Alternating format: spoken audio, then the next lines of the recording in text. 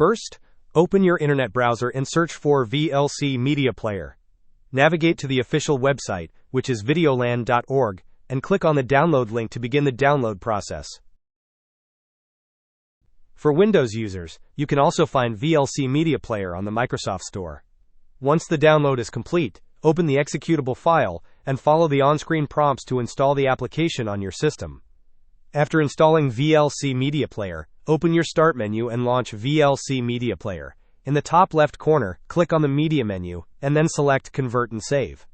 Click the Add button, and locate the video file you wish to convert to audio. Double-click the video file to import it into the player. With your video imported, click on the Convert and Save button. In the Profile drop-down menu, select the desired output format. To convert to an audio file, choose Audio MP3.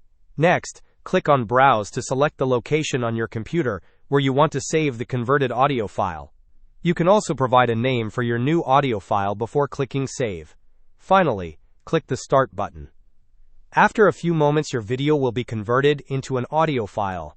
You can then navigate to the folder where you save the audio file to find your newly created MP3 track.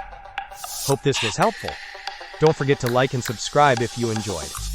As always, thanks for watching, and I will see you in the next video.